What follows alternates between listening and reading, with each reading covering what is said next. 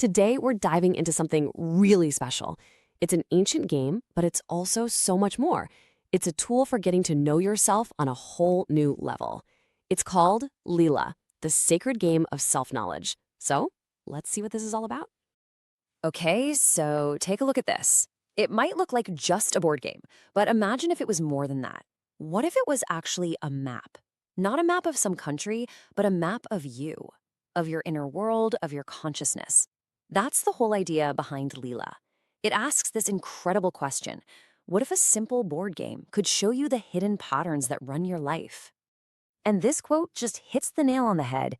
It acts as a mirror. I mean, think about that. The game is designed to be a reflection of your own life, showing you things you might not normally see in the hustle and bustle of everyday existence. It takes all that complex, messy, internal stuff and lays it out right in front of you. So, how does it work? How can a game be a mirror to your soul? Well, to get it, we've got to look a little deeper. It all starts with the name. Leela is a Sanskrit word, and it means divine play. And that's the core idea right there. The philosophy behind it is that the entire universe, all of reality, is kind of like a cosmic game. Every high, every low, it's all part of this one giant infinite consciousness, just, well, playing. So when you sit down to play this game, you're not just rolling a die, you're stepping into a mini version of that cosmic dance. Now, I know what you're thinking. Hey, that looks just like Snakes and Ladders. And you're absolutely right. This is the original version, the ancestor of that game. But here's the fascinating part. Somewhere along the way, the entire point of the game got lost. The original game was a deep map of life, exploring virtues and vices. But when it was adapted, it got, well, simplified. It became just a race to the finish line, completely stripped of all its philosophical meaning. Leela is all about bringing that original depth back. All right, so you're ready to play. How do you actually start your journey on this board? Okay, so getting started is kind of a big deal. It's almost like a little ritual. First things first, you don't just jump in. You start by setting an intention or formulating a question. Something that's really on your mind.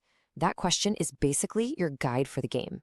Then, and this is cool, you can't even get on the board until you roll a 6. It's not just a random rule, it's symbolic. It's like the game is saying, okay, you're ready now. Once you roll that 6, your journey begins, and every move starts to mirror your own life. So you're on the board. Now what? Well, this is where it gets really interesting, because the Snakes and Ladders, they're not just about luck. They're the whole point. We all know landing on a ladder feels amazing, right? In Leela, they represent those aha moments in life. Breakthroughs, sudden insights, when things just click. They're like a positive feedback loop. When you land on a virtue you've been working on, a ladder can shoot you forward, basically saying, yep, you got this lesson, time to level up. And then there are the snakes. Ugh, right? But here's the big twist in Leela. Snakes aren't a punishment, not at all. Think of them more as an invitation. A snake is the game's way of gently saying, hey, you might need to look at this lesson again. It pulls you back to an earlier stage, a theme you haven't quite mastered yet, so you can integrate it more deeply. So that leads to a really mind-bending question. We all try to avoid setbacks, right? Snakes in the game, challenges in life, we see them as purely negative. But what if they're not? Is it possible that a setback could actually be what moves you forward?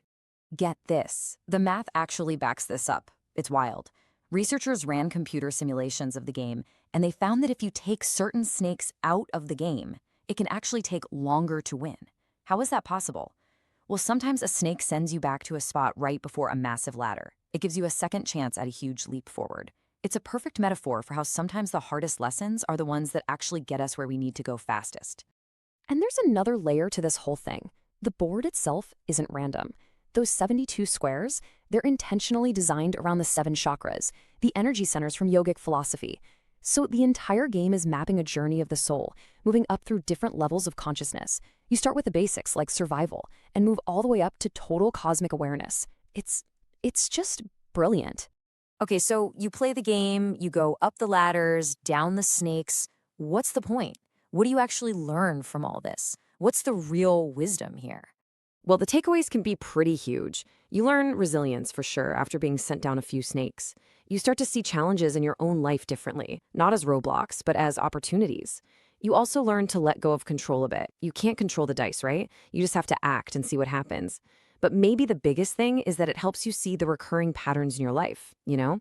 The same sneaks you keep landing on again and again, it just brings so much clarity.